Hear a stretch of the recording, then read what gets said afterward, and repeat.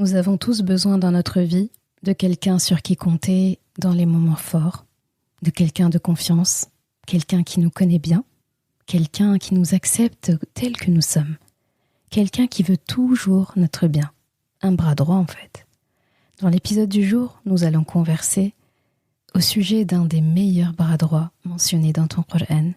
J'ai nommé notre prophète Haroun alayhi salam.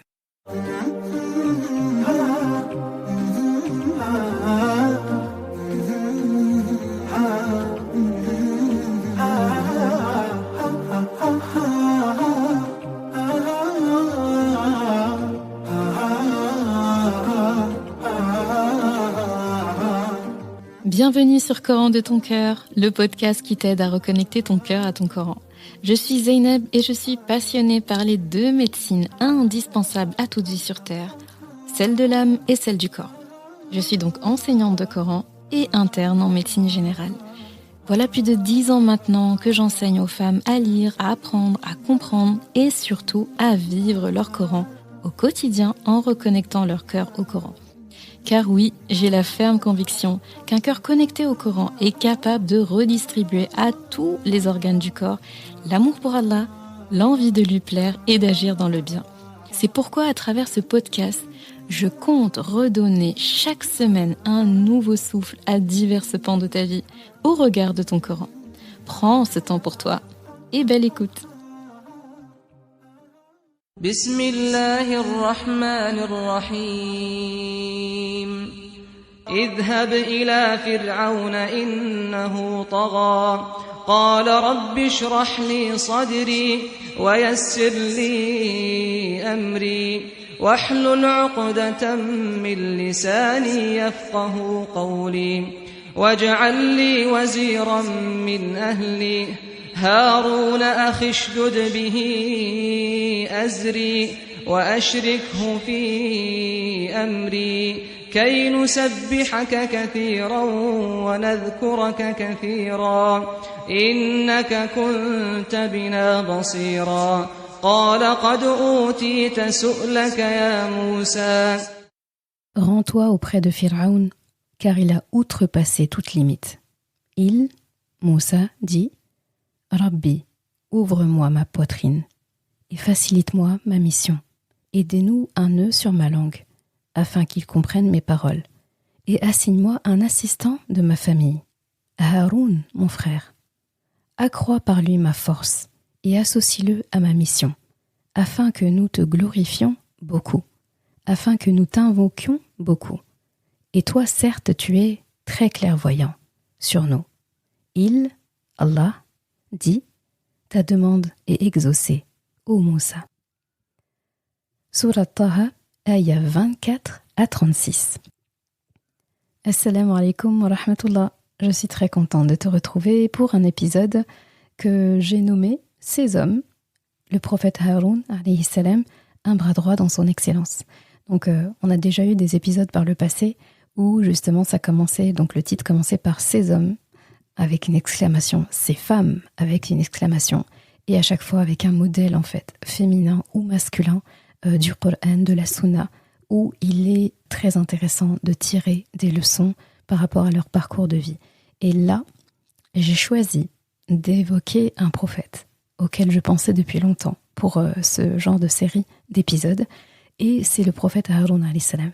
J'ai trouvé que c'était vraiment le moment opportun d'en parler, parce que justement on a quitté Surat Qasas il n'y a pas très longtemps dans notre série Raconte-moi le Qasas, donc j'aime bien parce que du coup cette série elle crée un précédent, elle crée une base pour beaucoup de choses, et comme maintenant tu as la ref, eh bien tu vas voir que chaque fois que tu auras des passages sur le prophète Moussa alayhi salam ou sa famille, eh bien tu vas voir que tu vas aller plus vite, tu vas comprendre encore plus de choses, et comme tu as de bonnes bases, mashallah, sur les enseignements de Moussa alayhi salam, eh bien tu vas voir, ça va t'ouvrir un champ. Et j'avais fait exprès de ne pas étaler trop les informations, en tout cas la méditation sur le prophète Haroun alayhi salam, parce que je voulais justement lui consacrer un épisode et zoomer un peu sur ce grand personnage, mashallah. Alors Haroun alayhi salam, c'est un prophète qui la plupart du temps est mentionné en binôme avec son frère, le prophète Moussa alayhi salam. Haroun, qui c'est ? Eh bien c'est le frère biologique, le grand frère d'environ 1 an, selon les narrations, de Moussa alayhi salam. Donc il avait 1 an de plus que lui. D'après de nombreuses narrations aussi, il était né l'année d'avant, donc l'année où les garçons étaient épargnés. Donc comme tu sais, Pharaon ordonnait que chaque année, 1 année sur 2 plutôt, les garçons nouveau-nés soient égorgés. Parce que justement, il craignait que parmi eux, selon un rêve qu'il aurait fait et qu'on lui aurait interprété, eh bien il y aurait quelqu'un parmi Banu Israël qui allait plus tard le renverser. Donc pour pallier à ça, pour anticiper, eh bien il avait décidé de tous les tuer, d'abord tous les ans. Puis après, ses conseillers lui ont quand même mis la puce à l'oreille en lui disant « mais si tu continues de tous les tuer, qui va travailler en fait, qui va travailler, qui va bâtir ce que tu as à bâtir, qui va bosser en fait, qui sera la main d'œuvre ?» Donc il a décidé d'épargner 1 année sur 2 les garçons nouveau-nés. Et donc pas de bol pour lui parce que Haroun alayhi salam, un prophète plus tard, est né l'année où les bébés étaient épargnés. Et Moussa alayhi salam est né l'année d'après, mais a été épargné par Allah subhanahu wa ta'ala. Donc les 2 prophètes, si tu regardes bien, les 2 ont été épargnés. L'un par Pharaon sans s'en rendre compte, bi'iznillah bien sûr, mais Pharaon l'a épargné sans s'en rendre compte. Et le deuxième a été épargné par Allah subhanahu wa ta'ala sous les yeux de Pharaon et il n'a rien pu y faire. Donc c'est vraiment un destin commun pour ces 2 prophètes. Et donc l'enfance de Haroun alayhi salam n'est pas mentionnée dans le Coran. Quand il est mentionné dans le Coran, c'est quasi toujours dans sa mission aux côtés de son petit frère Moussa alayhi salam. Et comment est-ce qu'il est devenu prophète, Haroun alayhi salam? Allah l'a bien sûr choisi, Il était vraiment programmé pour être prophète. Il a été créé pour le rôle de prophète comme les autres prophètes. C'était écrit. Mais la manière dont il est devenu prophète était assez spéciale parce que c'est le seul prophète qui l'est devenu à la demande d'un être humain, à la demande d'un autre prophète. Et ça fait de lui quand même quelqu'un de assez particulier. Et rappelle-toi, comme on l'a évoqué dans la série Raconte-moi Al-Qasas, quand Moussa alayhi salam a reçu d'Allah la nouvelle de sa prophétie, quand il était monté dans cette montagne-là, et qu'il a rencontré Allah oralement, en tout cas il lui a parlé oralement, eh bien, quand Allah lui a donné la nouvelle de sa prophétie, puis de sa mission auprès de Pharaon, Moussa alayhi salam a fait une doua très poignante en fait. Et on l'a dans le Coran, dans la ayah du jour on l'a, dans Surat Qasas aussi on a une version aussi similaire. Surat Qasas et Surat Taha se complètent très bien pour ce passage-là, où Moussa alayhi salam demande à Allah subhanahu wa ta'ala de lui assigner comme soutien son frère Haroun alayhi salam. Comme on a évoqué ça déjà dans Surat Qasas, je te laisse revoir cet épisode si tu as besoin.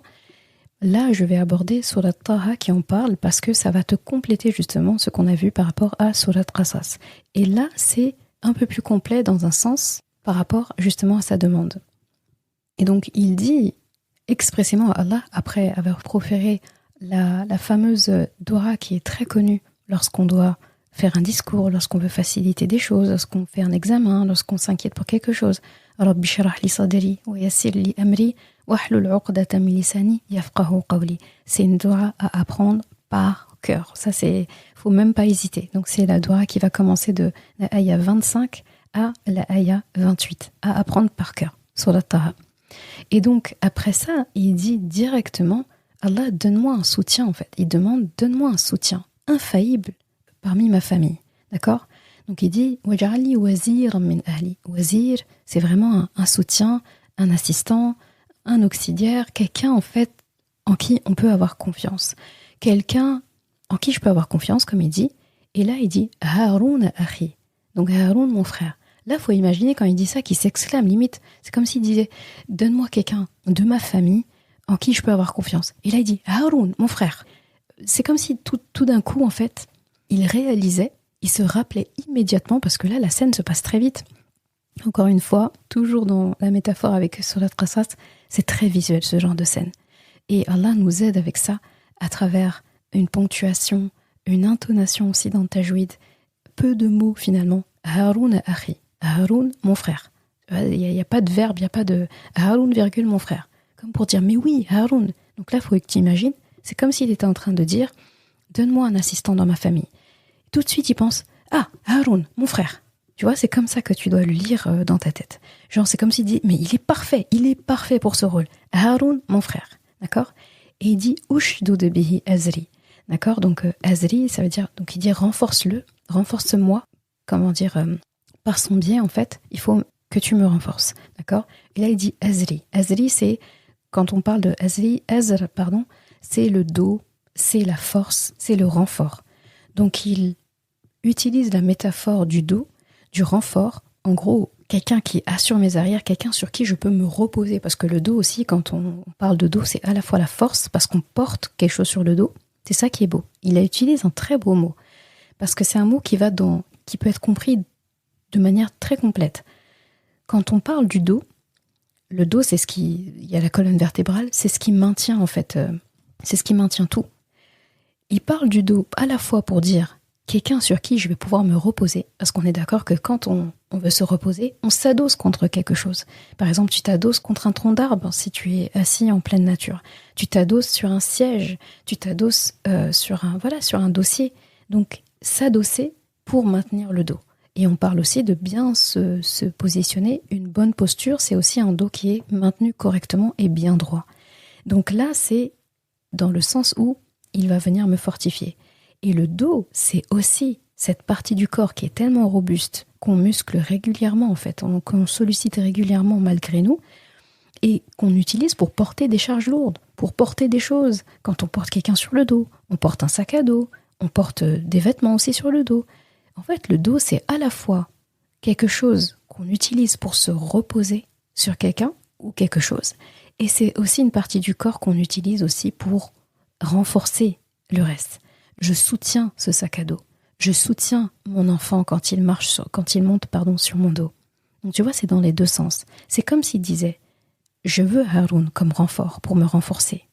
Et je sais que moi aussi, avec lui, je serai fort et je saurai dans les bons moments et dans tous les moments, en fait, le renforcer lui aussi. Je vais le porter et il va me porter. Regarde comment c'est fort. Donc là, machallah, c'est vraiment le brotherhood, là, le frère, mon frère d'armes, quoi, un peu. J'aime beaucoup leur complicité, j'aime beaucoup ce grand respect, cette considération qu'ils ont. Et ça se lit juste avec une aya ou deux. On comprend en fait tout de suite l'histoire. Et donc c'est comme s'il disait « Fais de lui mon partenaire, mon associé dans ma mission que voici ». Et il rajoute « Afin que nous te glorifions beaucoup, que nous t'invoquions beaucoup. Certes, tu es très clairvoyant sur nous. » Donc c'est comme pour dire, avec Haroun alayhi salam, bien sûr, Moussa alayhi salam, même seul, il va glorifier Allah. D'accord, il dit « Kay nusabbihaka kathira wa nadhkuraka kathira ». Donc, il parle de tasbih et il parle de dhikr. Comme pour dire, Allah subhanahu wa ta'ala, bien sûr que même s'il était seul, il le ferait. Mais il dit ici que la présence de Haroun, le soutien de Haroun alayhi salam, va faire que on va être encore plus, en fait, assidu, dans le sens, ça va être décuplé. Avec sa force, avec ma force, il va me décharger l'esprit et moralement sur des choses où lui excelle. Et donc dans ce cas, je n'aurai pas cette préoccupation-là et Allah, je vais te glorifier plus, ma mission sera mieux faite. Et tout ce que je te demande là aussi, c'est uniquement pour ces raisons-là. Et de la même façon, lui aussi pourra avoir moi-même comme backup. Donc comme pour dire que il faut être bien accompagné aussi pour mieux adorer Allah. Et il est en train de préciser aussi que s'il se permet de faire cette demande-là, c'est uniquement pour satisfaire encore plus Allah subhanahu wa ta'ala. C'est pas seulement par peur, c'est pas seulement parce qu'il veut un soutien, ça va plus loin que ça. Il est en train de parler des conséquences sur le long terme, sur le court, moyen, long terme. Et ça, c'est très important comme rappel pour nous aussi, que quand on s'associe à quelqu'un, lorsqu'on prend en fait l'assistance de quelqu'un, pour qui on fait ça à la base ? Est-ce pour satisfaire quelque chose ? Est-ce pour une renommée ? Est-ce pour être plus efficace ? Ou est-ce pour, à la fin, un dessein plus grand, un dessein EIN, Allah subhanahu wa ta'ala. Et donc Moussa alayhi salam, il appelle solennellement Allah subhanahu wa ta'ala pour avoir Haroun alayhi salam à ses côtés, qu'il ait un rôle à part entière dans sa tâche devant Pharaon. De nos jours, parce que c'est très important, là tu vas voir qu'il y a beaucoup de choses qui nous renvoient à nous de nos jours. De nos jours, certaines personnes peuvent penser à tort que le modèle de réussite, c'est la personne qui se dit forte parce qu'elle bosse seule, parce qu'elle s'est construite seule, parce qu'elle a besoin de personne. En gros, le cavalier solitaire. Des personnes qui aiment se vanter, ou qui aiment en tout cas montrer le mérite qu'elles ont du fait qu'elles se sont fait seules. En gros, moi je me suis fait seule, je me suis construit seule. C'est pas forcément un mérite, hein. Et ça, on le voit ici. J'ai envie de dire à ces gens, eh bien, il faut leur présenter Moussa alayhi salam, qui, je rappelle, est une figure masculine par définition. Notre prophète Mohammed sallallahu alayhi wa sallam l'a décrit, comme tu le sais, quand il a rencontré Moussa alayhi salam lors du voyage nocturne, donc à l'Isra, al-Mi'raj, à l'Isra. Il l'a rencontré et il l'a décrit comme étant quelqu'un de géant et fort. Tawal, il a dit qu'il était tawal, très grand, et pour sa robustesse aussi. Moussa alayhi salam avait, pour rappel aussi, la force, la carrure, la force physique de 10 hommes costauds. Pas 10 hommes seulement. 10 hommes déjà costauds. Allah lui avait donné toute cette force en lui. Donc quand il faisait quelque chose où il frappait, où il agissait, il corrigeait quelque chose avec la main, on sait que c'est pas le petit truc, d'accord? C'est Moussa alayhi salam dont on parle. Et donc physiquement, on peut dire que c'est un homme, vraiment homme, un vrai homme, d'accord? Et pourtant, Allah subhanahu wa ta'ala nous a rapporté ces conversations privées avec Moussa alayhi salam, et dans ces conversations, dans le Coran, Moussa alayhi salam, on voit qu'il demande de l'aide. Il demande de l'aide à Allah subhanahu wa ta'ala, il demande à Allah de lui accorder une aide. Il aurait pu directement dire à Allah de le fortifier, de le rendre très fort, de lui dire « rends-moi capable en fait de répondre à Pharaon, rends-moi capable ». Il aurait pu faire ça. Il a fait des doigts à Allah subhanahu wa ta'ala à plusieurs reprises. Dans le Coran, on a des célèbres doigts de Moussa alayhi salam. Il aurait pu dire ça et Allah l'aurait exaucé. Mais à travers son intelligence, il nous enseigne aussi, et c'est peut-être aussi pour ça en fait qu'il a demandé de l'aide à Allah subhanahu wa ta'ala, ça nous enseigne une grande leçon. Pour rappel, Moussa alayhi salam, c'est vraiment un prophète qui avait une très grande connaissance de l'être humain, du comportement humain. Si tu veux apprendre le comportement humain, les spécificités de l'être humain, les subtilités, il faut regarder comment Moussa alayhi salam traite avec l'être humain. On apprend beaucoup de choses. C'était le cas dans Surat Qasas, dans d'autres passages aussi du Coran qu'on a pu aborder dans le podcast, et des informations aussi que tu as lues toi-même dans tes lectures personnelles. Moussa alayhi salam a une grande connaissance de l'être humain et il faut en profiter. Et donc Moussa alayhi salam demande de l'aide. Et il dit sans tabou à Allah subhanahu wa ta'ala qu'il a peur. Et il lui dit ça même 2 fois. On l'a vu dans Surat Qasas. Il dit qu'il a peur de se faire tuer, parce que justement il avait tué un homme. Et il dit qu'il a peur d'être traité de menteur. D'accord ? Donc il n'a pas honte en fait de dire à Allah et de se confier sur son émotion. Et bien qu'Allah le rassure sur ces 2 peurs-là, Moussa alayhi salam demande quand même un renfort humain. Et il choisit spécifiquement son frère Haroun alayhi salam. Il sait exactement de qui il a besoin. Moi, c'est ça qui m'a impressionné dans ce passage, c'est que je me dis, mais parce que là, il ne pouvait pas préparer la conversation. Il a été pris de court. Il a été surpris. Il n'était pas allé sur cette montagne-là pour rencontrer Allah, pour parler avec Allah. Il était parti chercher du feu pour sa famille à la base. D'accord, pour les réchauffer, leur donner de la lumière, un peu d'éclairage, on va dire, les réchauffer et aussi trouver son chemin. D'accord. Donc, il sait exactement ce dont il a besoin. Il a demandé du tac au tac, en fait. C'est vraiment une idée qu'il a eue tout de suite, sans hésitation. Et comme j'ai dit, il ne pouvait pas préparer ses réponses. Et donc, c'est la preuve qu'il connaissait très bien son frère, qu'il avait confiance en lui aussi depuis toujours, et qu'il était un fin observateur et un connaisseur des qualités de son grand frère. Donc il n'a pas hésité 1 minute sur la nature du soutien qu'il souhaitait en fait demander à Allah subhanahu wa ta'ala. Il a agi rapidement. On apprend de Moussa alayhi salam ici une compétence qui est très très importante, qui est très intelligente. C'est le fait de, quand on a une mission, il faut savoir analyser la mission, il faut savoir ce qu'on a comme capacité, nous, et donc nos limites. Il faut pouvoir identifier les éléments et les compétences qui nous manquent pour mener à bien la mission. Il faut trouver là où les bonnes personnes pour assurer sur ces compétences et se mettre tous ensemble au boulot. Ça, c'est les qualités d'un vrai leader, en fait.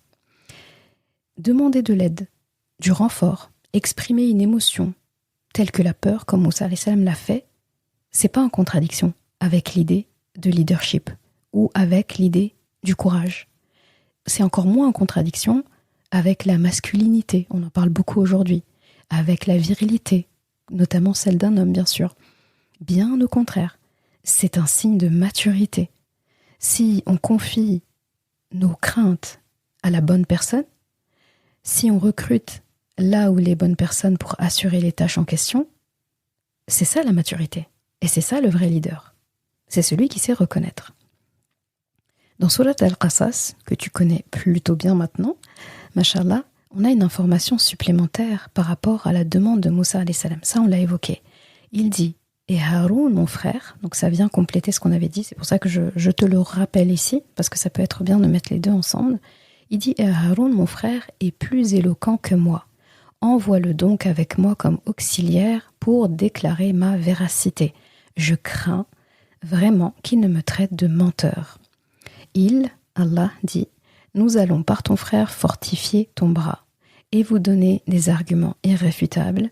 Ils ne sauront vous atteindre grâce à nos ayat, nos miracles. Vous deux et ceux qui vous suivront seront les vainqueurs. On apprend la raison ici, dans Surat Al-Qasas, on apprend la raison pour laquelle c'est Haroun que Moussa alayhi salam souhaite à ses côtés dans sa mission. D'accord ? Et pourquoi ? Pourquoi en fait il veut Haroun spécifiquement ? C'est comme s'il disait, j'ai besoin de quelqu'un que je connais, de quelqu'un en qui j'ai confiance, quelqu'un qui ne va pas me trahir, d'accord ? Quelqu'un de ma famille. Et ce quelqu'un, c'est Haroun. Il se trouve que Haroun aussi est plus éloquent que moi. Donc là, on a une information qu'on n'avait pas, par exemple, dans Surat Taha. Dans Surat Taha, il y a vraiment le détail de sa doua. Il y a le détail de son besoin d'avoir un soutien. Et dans Surat Qasas, on a la raison, en tout cas une des raisons importantes pour lesquelles il se tourne spécifiquement vers Haroun, son frère, alayhi salam. Il dit qu'il est plus éloquent que lui. C'est comme s'il disait, il parle plus clairement que moi. Il va m'aider dans ma communication. Il va m'aider à me faire comprendre. D'accord ? J'ai peur que ces gens-là ne veuillent pas m'écouter, qu'ils me traitent de menteur, comme ils ont eu l'habitude de le faire avant, en fait. La preuve, ils n'ont même pas cherché à m'auditionner.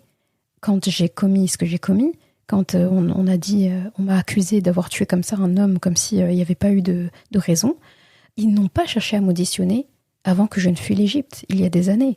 Ils sont restés sur la version d'un seul parti, ils n'ont pas écouté les deux parties. Donc comment ils vont me croire après toutes ces années ? Quand une vérité, en tout cas on la garde comme ça, pendant des années, c'est difficile de la re-questionner. Donc Haroun alayhi salam, mon frère, va pouvoir en fait me servir d'appui. Quand en fait on va quelque part et on risque de ne pas être entendu parce que justement la personne nous traite de menteur, bien sûr à tort, c'est toujours utile d'avoir quelqu'un de neutre, ou en tout cas de notre côté, qui peut venir appuyer la véracité de nos propos, qui peut venir témoigner et qui peut venir nous soutenir. Et en plus de ça, Haroun alayhi salam maîtrisait très bien, non seulement il maîtrisait bien la langue officielle de l'Égypte, il savait bien parler aussi au peuple parce qu'il maîtrisait encore mieux que Moussa alayhi salam l'hébreu, en tout cas qui était parlé dans Banu Israël. Il y a vécu le plus longtemps. Comme je t'avais dit, Moussa alayhi salam, il a voyagé. Il est resté des années en dehors d'Égypte. Donc il a appris un nouveau dialecte. Il était auprès d'un autre peuple qui a d'autres traditions, une autre culture. Donc on perd toujours un petit peu. C'est comme quand tu vas au bled pendant longtemps, tu restes des mois par exemple. Quand tu reviens, on dirait, dans les premiers jours, tu sais même plus parler français. Et pareil, quand on vient juste d'arriver au bled, quand on n'avait pas l'habitude, en tout cas tous les jours régulièrement, de parler notre langue maternelle, ou en tout cas la partie profonde sans rajouter du français toutes les deux phrases, eh bien, tu prends du temps un petit peu à t'adapter, et après tu vas parler tous les jours ta langue maternelle, et quand tu reviens, on dirait le français, on dirait que tu ne le comprenais pas au début. D'accord ? Les mots ne reviennent pas tout de suite. Tu es un peu dans le bain encore de ton pays d'origine, ton pays natal plutôt, natal ou ton bled, tout simplement. Donc tu vois, là ça fait le même effet. Moussa alayhi salam, il revient après des années, il a construit une famille, il a travaillé, il a pas seulement travaillé, il a été en contact avec d'autres personnes, avec des commerçants, avec la ville, les gens de la ville, avec son beau-père, etc. Donc c'est une autre vie. Donc là il revient et il retrouve Haroun alayhi salam qui lui n'a pas quitté les lieux. Il connaît les habitudes, il connaît les codes, etc. Donc il est dans la place, quoi. Donc il peut lui servir de guide, de soutien, d'assistant.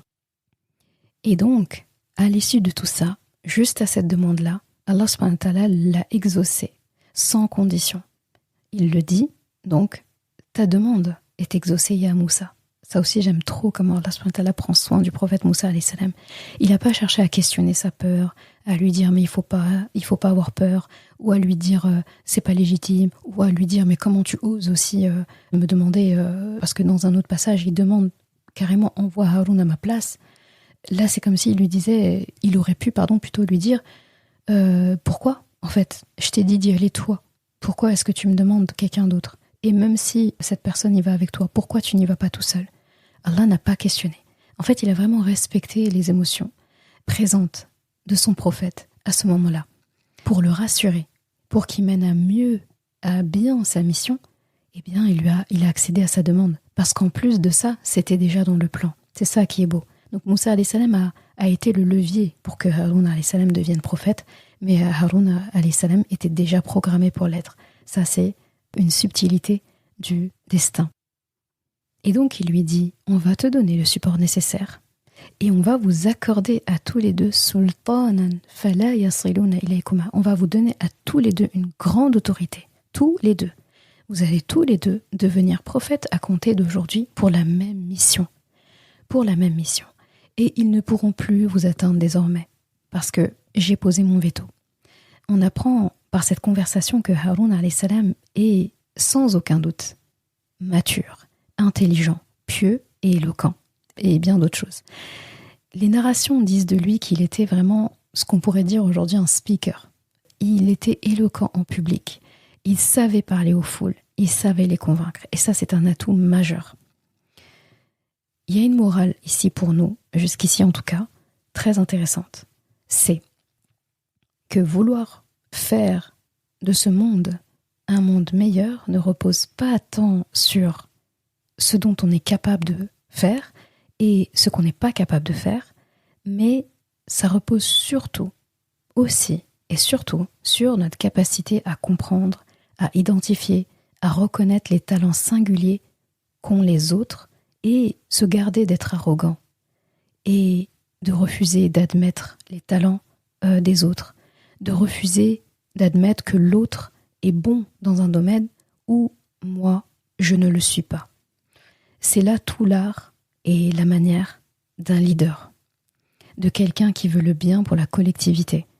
Quand on veut le bien pour la collectivité, on ne pense pas à son ego et on se dit, on n'est pas en train de satisfaire son nafs en fait. Quand tu trouves des gens qui ont un talent et qui peuvent le mettre à contribution de la collectivité, il faut savoir identifier leurs talents, admettre, reconnaître, les valoriser ces personnes-là, les complimenter, les féliciter et les recruter aussi. Il faudrait quand même y penser.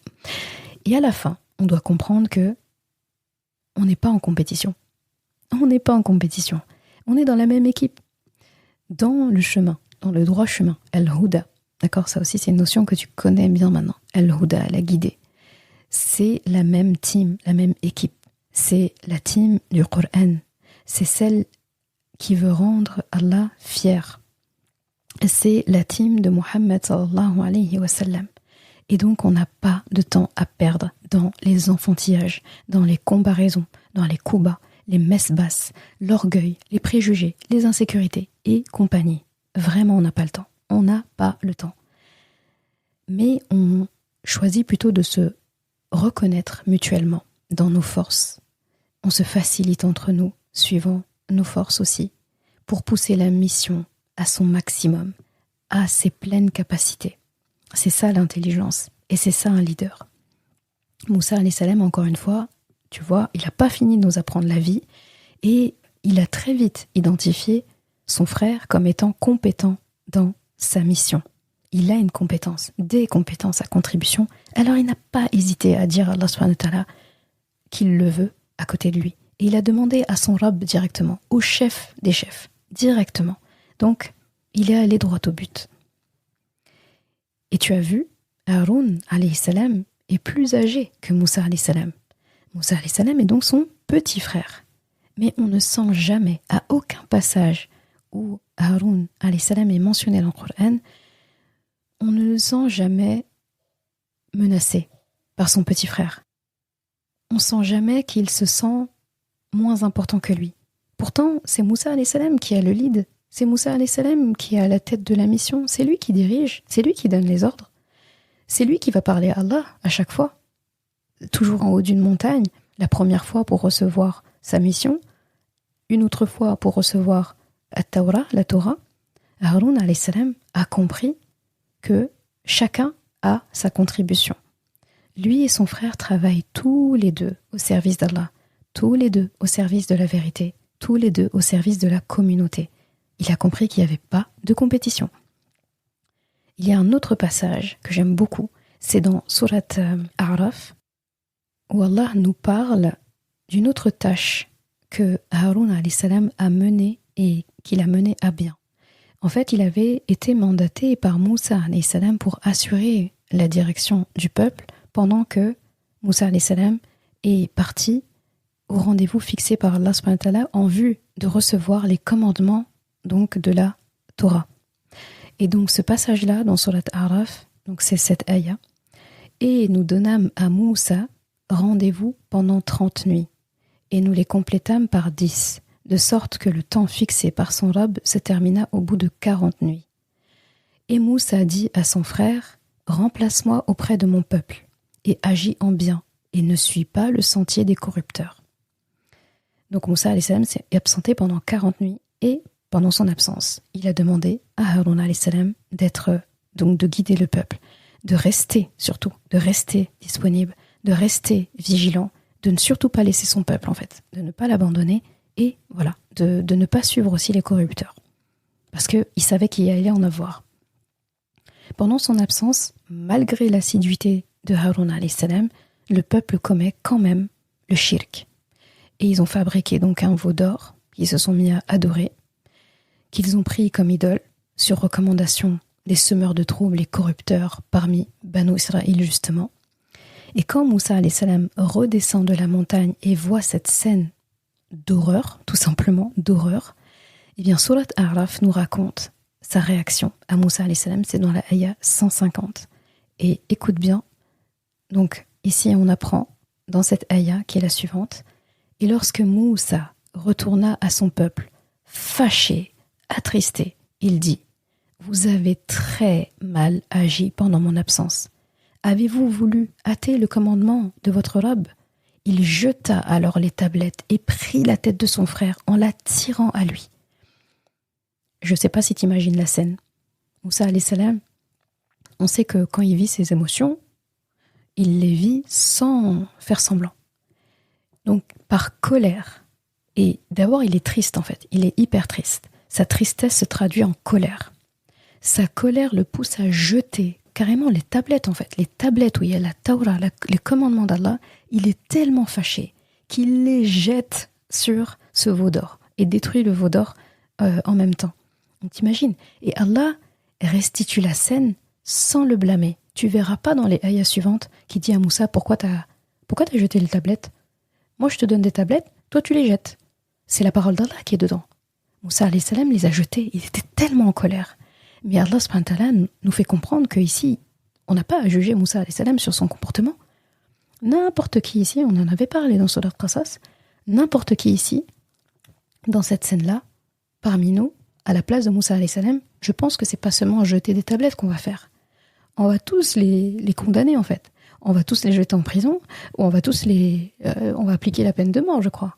Tellement c'est énervant. Il s'absente pendant 40 nuits pour le bien de son peuple, pour aller chercher les commandements. Il leur dit qu'il va revenir. Il leur laisse un leader pour les aider, pour les accompagner. Et ils arrivent quand même à faire ça. Un peuple qui a reçu plein de miracles, plein de signes d'Allah, plein de faveurs, qui a été sauvé du pire en fait, du pire tyran. Normalement, à vie en fait, ils se tiennent à carreau. À vie, ils adorent Allah. À vie, ils font attention. Mais l'être humain, et ce peuple-là en particulier, qui a reçu le plus de faveurs, et pourtant a été le plus ingrat. Donc il y a de quoi être énervé. Donc Moussa alayhi salam est très énervé. Ça c'est une chose. Et ensuite, dans son énervement, il descend, et là, il va vers son frère, et il tire sa tête. Et tu vas voir dans la réponse de Haroun alayhi salam, qu'il n'a pas seulement tiré la tête, il tirait la tête et il a tiré sa barbe avec. Et je sais pas si tu imagines la scène. Là aussi, c'est visuel. Il faut que tu imagines ça visuellement. Là, j'ai même pas besoin de te faire de dessin.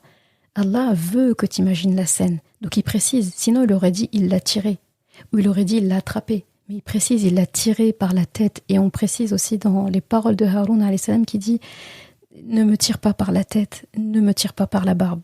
Ça c'est visuel. Et moi ce qui m'inquiète quand j'entends cette scène-là, c'est oups, Moussa alayhi salam avec sa force. Comment Haroun il va résister à ça? On connaît la force de Moussa alayhi salam. Et en plus, il est en colère. Et on sait ce que ça donne quand il est en colère. Bien sûr, ce qui est mis en lumière ici, c'est pas le fait qu'il a voulu faire du mal à son frère, pas du tout. Ça transparaît l'état émotionnel dans lequel il est. Ça transparaît la gravité de ce qui se passe. Bien sûr, Haroun alayhi salam est aussi quelqu'un de fort, de robuste, et il a su en fait contenir son frère. D'ailleurs, c'est ça que je voulais mettre en lumière. Regarde la sagesse de Haroun alayhi salam. Et ça, tu le verras dans un passage qui ressemble beaucoup. C'est pour ça que c'est très important d'étudier les passages entre eux. Même s'ils ont des similarités, des similitudes, eh bien, il y a toujours une nuance intéressante. Et donc, dans Surat Taha, de la ayah 92 à 94, donc Allah dit dans le sens « Alors, Moussa dit « Qu'est-ce qui t'a empêché, Haroun, ô Haroun, quand tu les as vus s'égarer, de me suivre ? As-tu donc désobéi à mon commandement ?» Haroun dit « Ô fils de ma mère, ne me prends ni par la barbe, ni par la tête. Je craignais que tu ne dises « Tu as divisé les enfants d'Israël et tu n'as pas suivi mes ordres. » Là, on va bien analyser ici parce que c'est hyper intéressant cette scène-là. Et ça nous donne une belle information sur justement cette compétence supplémentaire qu'on découvre de Haroun alayhi salam. Haroun alayhi salam, faut que tu retiennes qu'il a géré la situation avec beaucoup de tact et de sagesse. Je parle de la situation pendant que Moussa alayhi salam n'était pas là. Il a évité carrément une guerre civile.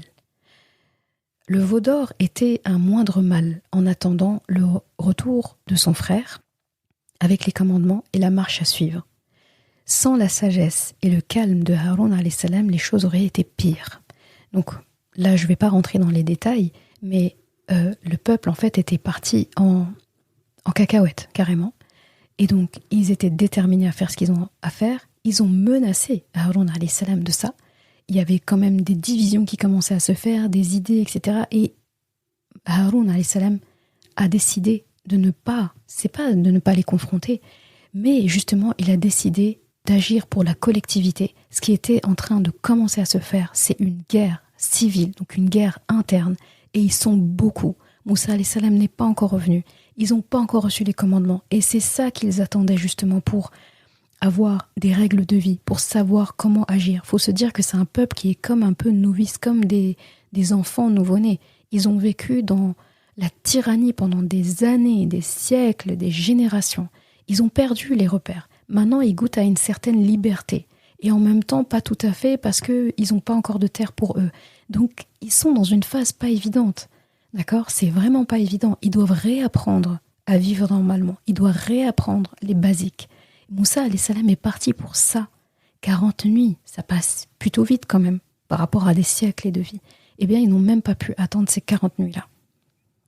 Et donc, Haroun alayhi salam, pour éviter et pour choisir la solution de moindre mal, en attendant que son frère arrive et reprenne le relais, et justement qu'il ait aussi l'insufflation d'Allah subhanahu wa ta'ala sur quoi faire, parce qu'Allah subhanahu wa ta'ala sait la scène qui se passe. D'ailleurs, tu verras ça dans Surat A'raf, pendant que Moussa alayhi salam est en train d'arriver vers Allah, Allah lui demande en fait, lui pose des questions dans cette sourate-là et aussi dans Surat Taha.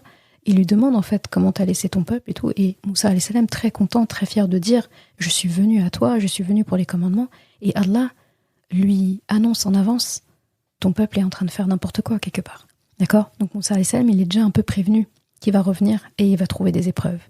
Haroun alayhi salam, voilà, pour la faire vraiment courte, il a vraiment bien géré la situation. Et pour cause, quand on voit la réaction immédiate que Moussa alayhi salam a à la vue de l'égarement de son peuple quand il redescend de cette montagne, on comprend que Haroun alayhi salam était la meilleure personne des deux pour gérer en fait ce qui s'est passé pendant l'absence de Moussa alayhi salam. Haroun est plus calme, il a une meilleure maîtrise de ses émotions. Attention, ça ne veut pas dire que Moussa alayhi salam n'en a pas. Quand on dit de quelqu'un qu'il a quelque chose de meilleur ou qu'il le fait mieux, ça ne veut pas dire que l'autre ne le fait pas bien, Ça veut juste dire que celui-là le fait très bien. D'accord ? Ça, c'est très important. On a dit qu'on ne les comparait pas. Et quand je dis on ne les compare pas, on n'est pas en train de dire l'un est bien, l'autre est pas bien. Loin de nous cette idée. Mais dans le Coran, Moussa alayhi salam parle lui-même de ça. Haroun a des capacités supérieures aux miennes dans son éloquence. D'accord, par exemple. Donc là, on voit qu'Allah subhanahu wa ta'ala a placé le meilleur dans chaque pôle de décision. Ici, Haroun alayhi salam, c'était l'homme de la situation. Il a une très belle maîtrise de ses émotions. Il est plus éloquent que Moussa alayhi salam, comme lui-même l'a dit. Et regarde d'ailleurs comment il réussit à calmer son petit frère qui est en rage et qui est en colère, à juste titre, qui le tire avec force, avec la force qu'on lui connaît en fait. Il est en train de tirer son frère. Qu'est-ce qu'il dit ? Regarde comment il appelle son frère. Il dit « Ô fils de ma mère, Yabna Umma, ô fils de ma mère ». Si tu as remarqué, il n'a pas dit « Ô prophète d'Allah ». Il n'a pas dit « Ô mon frère ». Il n'a pas dit « Ô Moussa ». Il n'a rien dit de tout ça. Il a dit « Ô fils de ma mère ». C'est volontaire. Haroun alayhi salam est éloquent. Il sait parler. Il maîtrise le verbe. Et il sait parler en fonction de l'auditoire qu'il a. Il a analysé très rapidement son frère, la force avec laquelle il le tire, la colère avec laquelle il est là, il l'a vu jeter les tablettes, il a compris que là, c'est pas le moment de dire ah, 1, 2, 3, non, calme-toi, non. Il a commencé par juste la manière dont il l'a appelé, il appelle au calme. Il a directement appelé Moussa en disant « Ô fils de ma mère » parce qu'il les lie, eux deux, de plus fort, de très fort. Leur mère. Les liens de la matrice. Les liens du même endroit où ils ont été tous les deux. L'utérus de leur mère. Le berceau de la rahma. C'était le moyen le plus efficace d'aider son frère à revenir à un état de calme. Parce que si tu regardes bien, c'est très profond ce qu'il dit là, mais si tu regardes bien, la mère de Moussa alayhi salam était leur sécurité à tous les deux. Elle les a allaités tous les deux. Elle a usé de tawakkul, de force, pour sauver Moussa alayhi salam de la mort. Il y a que son évocation, l'évocation de leur mère, qui pouvait calmer la colère de Moussa alayhi salam à ce moment-là. Et Haroun l'a saisi avec brio. Voilà une démonstration de l'éloquence de Haroun alayhi salam. J'ai envie de dire, mais qui fait ça ? Qui arriverait à faire ça ? On comprend, là tu vois le tafsir de Moussa alayhi salam qui dit Wa akhi Haroun huwa afsahu minni lisanan. Donc, et mon frère Haroun est plus éloquent que moi par sa langue. Il est plus éloquent que moi dans sa langue, dans son verbe. Le tafsir, il est là. Il est dans ce passage-là. C'est un passage du Coran qui vient en expliquer un autre. Là, si tu cherchais une démonstration, une explication, un exemple, une scène, vraiment, là, on vient de te donner la vidéo de Moussa alayhi salam et de Haroun alayhi salam. Donc Haroun alayhi salam en pleine action de désamorcement. Il a très très bien agi, très bien géré la situation. Ça, c'est Haroun alayhi salam. Et donc ils ont travaillé main dans la main jusqu'au bout. Moussa alayhi salam a reconnu dès le départ de sa mission l'apport indéniable de son frère Haroun alayhi salam. Et Haroun alayhi salam a épaulé son jeune frère sans jamais se sentir faible à ses côtés, sans jamais se dire mais c'est mon petit frère. Au contraire, il l'a accepté dès le départ comme leader.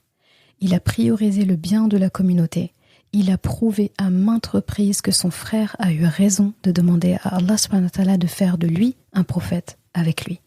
Il a été, Haroun alayhi salam, l'équilibre dont Moussa avait besoin, alayhi salam, sur le plan moral, spirituel et émotionnel. Il a été son meilleur bras droit. Et ensemble, ils ont fait des choses remarquables pour l'humanité. La preuve, en 2024, on est encore en train d'en parler et on ne cessera de le faire. Allah a honoré Haroun alayhi salam en mentionnant son nom à plusieurs reprises dans le Coran. Ça aussi, c'est quelque chose que je trouve de magnifique. Loin d'être dans l'ombre, Haroun alayhi salam n'était pas un homme de l'ombre. Je pense à un passage qui m'a toujours marqué, c'est celle de la prosternation des magiciens dans la cour de Pharaon. Les magiciens de Pharaon, quand, je te fais un résumé, donc ils ont lancé des cordes qui se sont transformées visuellement, on va dire, en serpents. Moussa alayhi salam, on sait que il avait ce miracle de jeter son bâton qui se transforme en gros serpent. Et donc ce gros serpent de Moussa alayhi salam a avalé les cordes. Là où publiquement les gens ont dû se dire, c'est deux magies, d'accord? Il y a des magiciens, et en face, il y a deux autres magiciens, Moussa alayhi salam et Haroun alayhi salam. D'ailleurs, c'est comme ça que Pharaon les évoque. Il dit, ce sont inna hadani la sahirani yuridani an yukhrijakum. Donc il dit, ce sont deux magiciens qui veulent juste vous faire partir de votre pays, d'accord? Donc c'est pas vrai. Donc du coup, une foule qui assiste à cette scène-là, qu'est-ce qu'elle voit? Elle se dit juste, ok, c'est une magie juste qui est plus forte que l'autre. Sauf que l'un c'est la magie, un parti c'est la magie, mais en face Moussa alayhi salam Moussa alayhi salam et Haroun, c'est pas de la magie ce qu'ils font. Et là où on comprend en fait cette scène-là, c'est quand les magiciens ils se prosternent immédiatement, sans, en fait c'était immédiat. Quand ils ont vu la scène, ils sont tout de suite prosternés. Pourquoi? Parce qu'ils sont magiciens, ils maîtrisent la magie. Ce sont les plus grands magiciens qui étaient réunis ici. Pharaon, il a vraiment appelé les meilleurs, il a annoncé, il a fait un i'lan, un appel à candidature. Vraiment, ce jour-là, il était planifié. C'est-à-dire, ils se sont donné rendez-vous. Moussa alayhi salam, il est venu le premier jour et Pharaon lui a donné un rendez-vous à un autre jour pour le confronter. D'accord? Donc, il y a eu une autre scène. Et là, les magiciens sont prosternés tout de suite. Parce que quand tu es expert dans un domaine, tu connais les limites de ce domaine.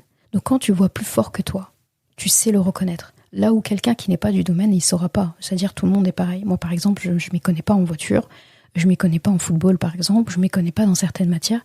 Je ne saurais pas faire la différence entre quelqu'un qui est très, très, très, très, très, très, très fort et entre quelqu'un qui est très fort. Toi, tu me pourras me dire, mais non, lui, il a ça de plus que l'autre. Alors que pour moi, ils sont tous forts, c'est tout. Là, c'est pareil. La foule, le public, quand ils voient ça, ils se disent c'est juste tous des magiciens en fait. C'est juste que Moussa alayhi salam, il a eu plus de bol. Il est plus compétent dans sa magie. Sauf que les magiciens, ils ont tout de suite compris, ça c'est pas de la magie. Ça, c'est pas de la magie. On connaît les limites de la magie. Et là, ça casse les limites. Ça tue les limites de la magie. Ce n'est pas de la magie. Donc c'était immédiat. Ils ont tout de suite, en expert, reconnu les codes. Et ils se sont dit, ça peut être que Rabbul Alamin. Ce que Moussa alayhi salam et son frère disent depuis tout à l'heure en da'wa, etc. En fait, c'est la vérité, la preuve. Donc visuellement, ces miracles visuels, en fait, qu'Allah a donné à Moussa alayhi salam, c'était en vue de ça, en fait. Et Pharaon a perdu complètement la face, en fait. Justement, ceux qui étaient censés être un dalil, être un plaidoyer pour lui, devant la foule, contre Moussa alayhi salam et son frère Haroun alayhi salam, se retrouvent finalement à être ceux qui salissent sa réputation et qui le ridiculisent devant tout le monde. C'est pour ça qu'en fait, il a décidé de les tuer, il a décidé de les crucifier, là. Il les a menacés en disant je vais couper vos membres en fait en opposé. C'est-à-dire je vais vous tuer et je vais faire une mort lente, je vais couper votre bras gauche avec votre jambe droite et voilà, en croix là comme ça. Mais qui fait ça? Franchement, on a l'impression qu'ils s'ennuient vraiment. Et eux, qu'est-ce qu'ils répondent? C'est pas notre problème. Fais ce que tu veux. On a déjà cru. Ça y est, c'est trop tard. Et pourquoi je te parle de ce passage? Parce que ces magiciens, dans Surat Taha, à la ayah 70, Allah rapporte qu'ils disent, donc les magiciens se jetèrent prosternés.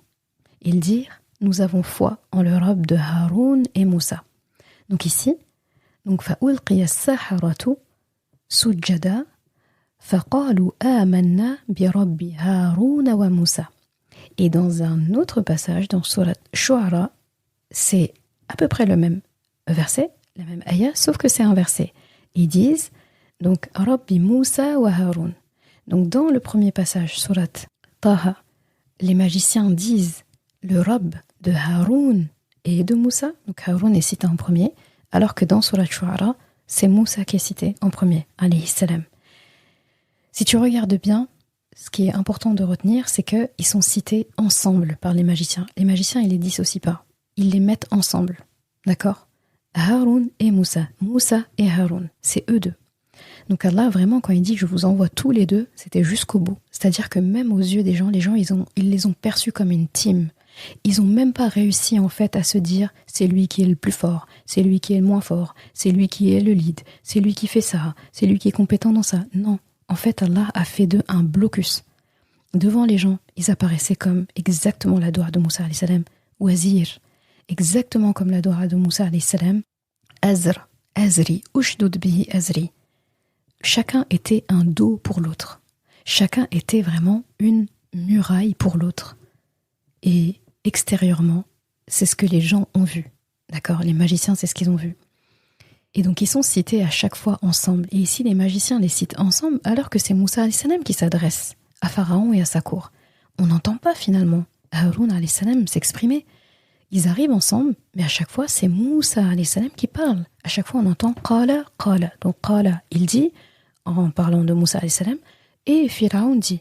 Il dit. C'est vraiment une conversation entre eux deux. Haroun alayhi salam est là.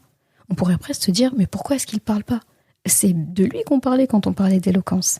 Et pourtant, lorsqu'il s'agit de mentionner le Rabb, en qui il faut croire, les magiciens, ils citent les deux. C'est pour montrer en fait que Haroun était pleinement dans sa mission. Et Haroun est mentionné en premier dans sourate Taha, parce que dans cette sourate Taha, Haroun alayhi salam est énormément mis en lumière. On a beaucoup de détails. C'est les ayats qui ont motivé l'épisode du jour. On a beaucoup de détails sur la mission de Haroun alayhi salam et sur le choix apporté sur Haroun alayhi salam de Moussa. D'ailleurs, le passage dans Surat Shu'ara où c'est inversé, c'est justement parce que, déjà, c'est pour mettre en lumière encore plus dans Surat Taha la position de Haroun dans cette mission-là. Donc c'était une grande faveur qu'Allah lui donne en le mettant en lumière, et aussi parce que Surat Shu'ara parle moins justement du choix de Haroun alayhi salam comme prophète. C'est pas la sourate où Allah en parle. Quand c'est une sourate où Allah en parle en détail, eh bien même là dans la bouche des magiciens, il fait de sorte qu'ils disent Rabbi Harouna wa Moussa. Donc vraiment un très beau passage. Eh bien on arrive à la fin de l'épisode. J'aimerais conclure en disant qu'on a tous besoin d'un Haroun dans notre vie. Et un conseil, si tu trouves cette personne, tiens-la avec tes 5 mains. Là, je pense à une expression wolof, Aksafukiloho, d'accord ? Pour les wolofs qui passent par ici, c'est une langue que j'apprécie beaucoup parce que ça fait partie de mes langues maternelles. C'est la langue parlée officiellement au Sénégal. Et en fait, j'aime beaucoup cette expression parce qu'ils disent qu'il faut tenir la personne avec tes 5 mains. Et des fois, ils disent même tes 10 mains, d'accord ? Comme pour dire, ne lâche pas cette personne. C'est une perle rare. C'est une perle rare que tu dois regarder comme un cadeau d'Allah subhanahu wa ta'ala aussi. Et jamais comme quelqu'un que tu dois concurrencer ou quelqu'un sur qui que tu dois marcher ou elle te marche dessus. Non, vous êtes une team, d'accord ? Qu'Allah nous permette à nous et à nos enfants de toujours puiser dans les sagesses coraniques de nos vrais super-héros, ces prophètes et les membres de leur famille qui sont pieux. Amin ya Rabbal Alamin. Merci d'avoir écouté cet épisode. Et comme toujours, si ce podcast t'a apporté du bien, alors une chose à faire, t'abonner pour ne rien rater. Et si il te semble pouvoir être utile à d'autres personnes, sens-toi libre de le partager et même de laisser un commentaire et la note de ton choix sur ta plateforme d'écoute préférée. Ce sera une belle manière de me faire savoir que ce podcast doit continuer et être écouté par le plus grand nombre. Je confie à Allah subhanahu wa ta'ala le soin de préserver ta foi, ton honneur et ton cœur. Je te laisse à présent passer un bon moment avec ton Coran et je te dis à vendredi prochain pour un nouvel épisode. Assalamu alaikum wa rahmatullah.